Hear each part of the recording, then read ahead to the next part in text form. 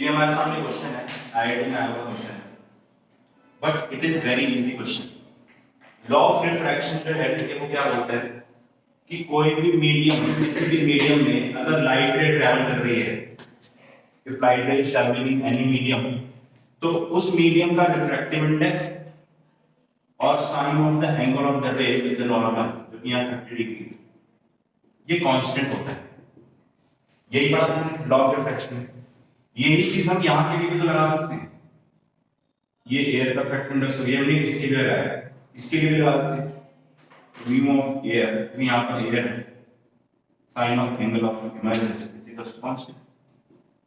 अगर ये दोनों कांस्टेंट हैं तो स्नेल लॉ के अकॉर्डिंग इन दोनों को इक्वेट भी करते हैं, है ना? तो आप इन दोनों को इक्वेट कर लो।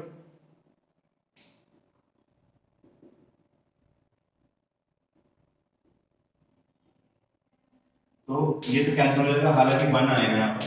तो अगर ए की जगह कुछ और भी मीडियम हो, लेकिन बस एक कंडीशन है कि ये और ये सेम होना चाहिए। उस केस में यहाँ पर जितना एंगल है वही same angle, angle of emergence होगा। आप देख सकते हो, they both should be equal. तो आंसर हमारा 30 डिग्री है ना? तो क्वेश्चन इजी है, इसमें कोई डिफिकल्टी है, बट बच्चों को थोड़ा सा आइडिया नहीं होता कि भाई हमें किस तरीके से अप्रोच करना है। यहाँ पर ज्यादातर बच्चे क्या करने लगते हैं, उसने ऐसा लगाने लगते हैं, जैसे एक बार इसके लिए लगाया, फिर इसके लिए, फिर इसके लिए, ऐसे 8 बार लगा रहे, तो उसमें तो टाइम निकल जाएगा, है ना? और सॉल्व भी नहीं होगा, है ना? तो ये चीज है, ठीक है। आगे बढ़ते हैं, नेक्स्ट हमारा है topic reflection and curve surface. इसको आप नोट डाउन कर लीजिए, reflection and curve surface.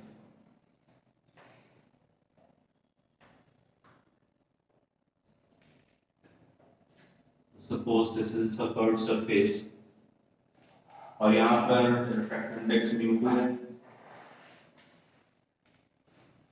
Refractive index of refracted रे, रिफ्रैक्टेड रे का इंडेक्स हो गया रिफ्रैक्टिव इंडेक्स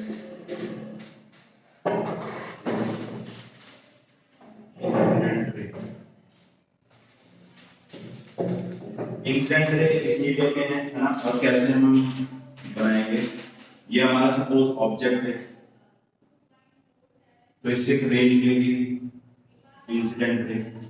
और ये जो हमारा एक कर्व्ड सरफेस है, ठीक है, इसका एक रेडियस ऑफ कर्वेचर भी होगा, राइट? जैसे हमने मिरर को थोड़ा सा रेडियस ऑफ कर्वेचर होता है, वैसे ही कोई भी एक कर्व्ड सरफेस का रेडियस जरूर होगा। तो वो आ गया, और ये जहां पर इस एक्सिस पर मिलेगा उसको सेंटर ऑफ कर्वेचर बोलेंगे, है ना? तो आप याद रखें, जो भी रेडियस ऑफ कर्वेचर होता है ना, उस सरफेस के साथ हमेशा 90 डिग्री एंगल बनाता है। तो एक तरीके से नॉर्मल का काम करता है, ठीक है? तो नॉर्मल के साथ इसका जो रिफ्रैक्टिव मतलब एंगल ऑफ इंसिडेंस है वो आई में लेते हैं, एंगल ऑफ इंसिडेंस, ठीक है? तो ये जब रे है सपोज ऐसे रिफ्रैक्ट हो गई, और इसका नॉर्मल के साथ आ रहा है angle of refraction, angle of refraction. तो एक रे इधर गई यहाँ पर आकर, ठीक है, इस एक्सिस से मिली, और एक रे ऐसे सीधी गई, तो ये रे जो है वो इससे इस पॉइंट पर टकरा है ना? यहाँ पर हम दो रेस को कंसीडर कर रहे हैं, क्योंकि कोई भी एक पॉइंट की इमेज बनाने के लिए हमें दो रेस चाहिए। कौन से दो रेस है? एक ये वाली है जो रिफ्रैक्ट होगी पहुंच गई वहां पे, और एक सीधी वाली है। जो रे एकदम सीधी जा रही है, इसका एंगल ऑफ इंसिडेंस अगर 0 है तो उसका एंगल ऑफ रिफ्रैक्शन भी 0 होगा। यहाँ पे आप देखें, अगर कोई लाइट रे नॉर्मल के एकदम अलोंग है ना, जैसे ये इस कर्व सरफेस का नॉर्मल ये हमने बना रखा है, तो अगर लाइट रे अगर ऐसे जा रही है तो बिल्कुल सीधा पास करेगी, रिफ्रैक्शन करेगी नहीं, बिकॉज उसका जो एंगल ऑफ इंसिडेंस है और एंगल ऑफ रिफ्रैक्शन है तो 0। अब आपको ये सर 0 क्यों होगा?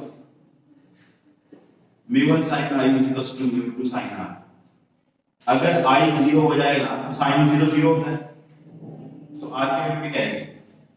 0, है ना? तो जो रे नॉर्मल के हम होती है वो रिफ्लेक्शन करती ही नहीं है, वो सीधी चली जाती है। तो ये रे सीधी चली गई, यहां पर हमारी इमेज बन गई, ये बन गई, और ये ऑब्जेक्ट हो गया। डिस्टेंस हमें अभी भी इस पॉइंट से ही मेजर करना है, याद रखिएगा, इसको हम ऑप्टिकल सेंटर बोल सकते हैं। ठीक है, हमें डिस्टेंस हमेशा ऑप्टिकल सेंटर से मेजर करना होता है। तो ये डिस्टेंस जो हमारा u हो गया और ये वाला डिस्टेंस जो हमारा v हो गया। v हमारा क्या होता है, इमेज डिस्टेंस, और u क्या होता है, ऑब्जेक्ट डिस्टेंस। ठीक है, और r जो है वो हमारा रेडियस ऑफ कर्वेचर हो गया। तो यहां पर इस रिफ्रैक्शन को एनालाइज करने के लिए हमारे पास एक फॉर्मूला है, formula for refraction at curved surface. इसकी डेरिवेशन भी है, बट वो हम आगे करेंगे, सारी डेरिवेशन एक साथ करेंगे हम। तो यहाँ पर फॉर्मूला है μ2 by v minus μ1 by q is equals to μ2 minus μ1 upon r। यहाँ पर आपको साइन का जो ध्यान रखना है, साइन का ध्यान कैसे रखेंगे, अगर यहाँ हमारे ऑब्जेक्ट है वो इस डायरेक्शन में उसकी रेज आ रही है, इस डायरेक्शन को हम पॉजिटिव मान लेंगे और इस डायरेक्शन को नेगेटिव। जैसा कि हम मिरर सोर्स पे यही करते हैं, जो भी डिस्टेंस इस डायरेक्शन में होगा आपको नेगेटिव लिखा जाएगा, जो उस डायरेक्शन में होगा पॉजिटिव। इस केस में ये कर्व्ड सरफेस है, इसका रेडियस इधर है तो इसका r पॉजिटिव लिखा जाएगा। अगर इस सरफेस को मैं ऐसे बनाऊंगा ऐसे, तो इसका r इधर आ जाएगा, तो उस r की वैल्यू नेगेटिव पुट की जाएगी। ठीक है, तो ये ध्यान रखना है, आप इसको नोट डाउन करिए, फिर हम मैथमेटिक्स पे आते हैं।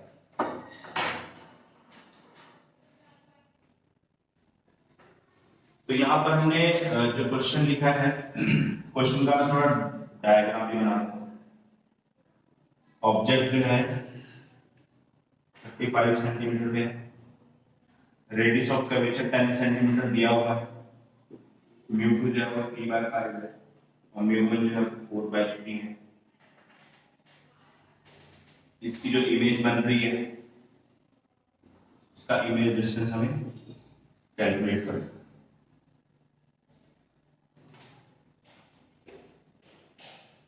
जो v है वो अननोन है ना, अननोन का कभी साइन पुट नहीं करते, या याद रखिए।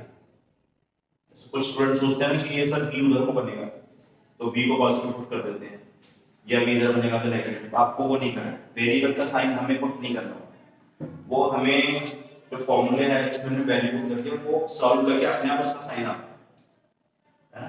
तो वेरिएबल का साइन आपने कभी पुट नहीं करना है।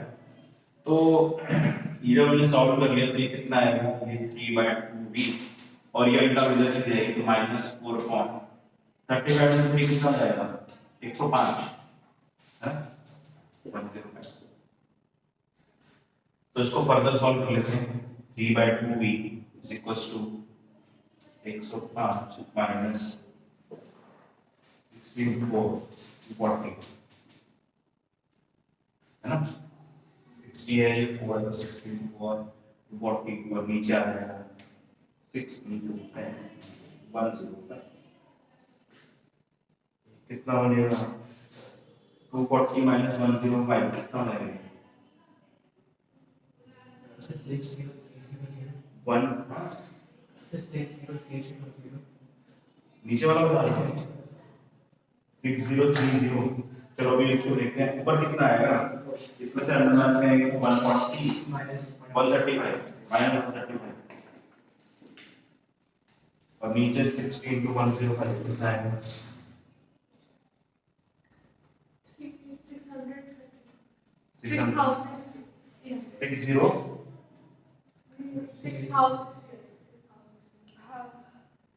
अरे 6300 या 6300 बहुत है, ठीक है ना। अब इसको सॉल्व करके हमें v निकालना है, तो 2v/3 इसको हम रेसिप्रोकल कर देते हैं ना, 6300 डिवाइड बाय, तो माइनस भी आना आंसर वैसे है ना। तो एग्जैक्ट आंसर निकाल लेते हैं इसका,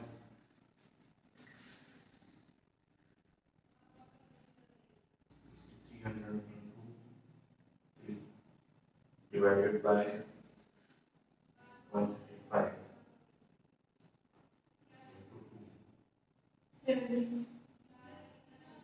280 इनटू 2 होगा ना, एक minute 6300 divided by 135 into 3 divided by 70 minus 70 is the answer. कितने बच्चों का है? 3 4, ठीक है, 4 बच्चों का है। गुड, समझ में आ गया? इजी है। देखो ये चैप्टर पूरा इजी है, बस साइन का ध्यान रखना है, साइन नहीं करते और इस चैप्टर में ज्यादा डिफिकल्टी है।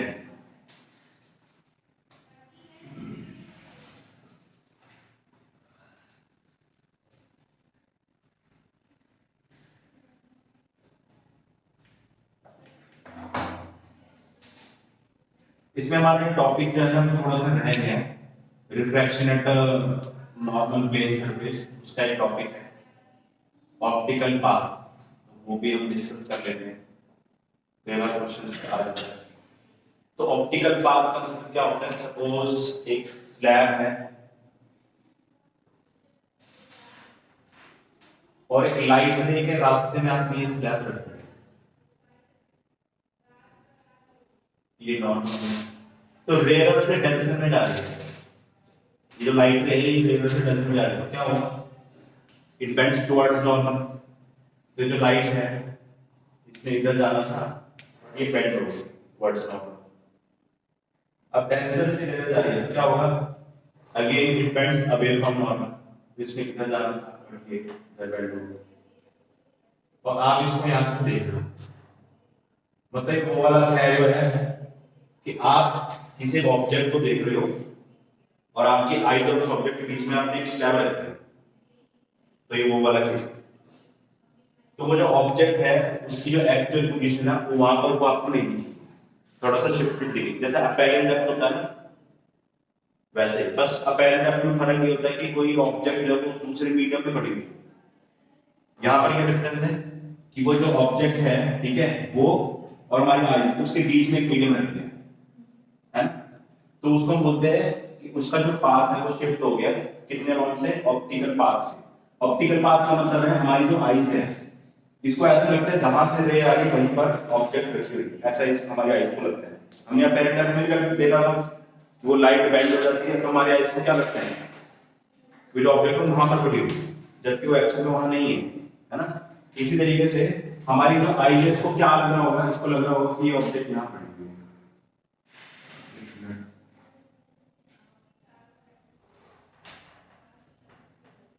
ठीक है, तो ये ऐसे,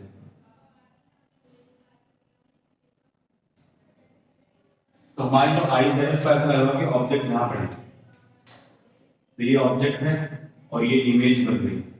इमेज का मतलब जो हमें दिखाई दे रही है, तो इसके पाथ में ये शिफ्ट आ गया, इसी को हम बोलते हैं ऑप्टिकल शिफ्ट। और ये ऑप्टिकल शिफ्ट है या फिर ऑप्टिकल शिफ्ट पाथ भी बोलते हैं। ये होता है आपका T, where T is the thickness and इसका फ्रैक्ट इंडेक्स भी है, आसपास हम एयर मान रहे हैं, तो T into 1 minus मीटर, इस तरीके से आप सॉल्व करते हो। कई उसमें इसको T minus T by भी लिखा हुआ देखोगे, इसी को हम बोलते हैं ऑप्टिकल पाथ। तो याद रखिए, अगर किसी भी ऑब्जेक्ट के बीच में और आपकी आईज के बीच में अगर आपको एक स्लैब है, उसका फ्रैक्ट इंडेक्स है, तो वो ऑब्जेक्ट जो है वो आपको थोड़ा सा शिफ्टेड दिखेगी, तो शिफ्ट को ऑप्टिकल शिफ्ट बोलते हैं। और वो कितना होगा? T minus T by 2, T is the thickness of the slab, ये होता है रिफ्रैक्शन इंडेक्स, न्यूटन का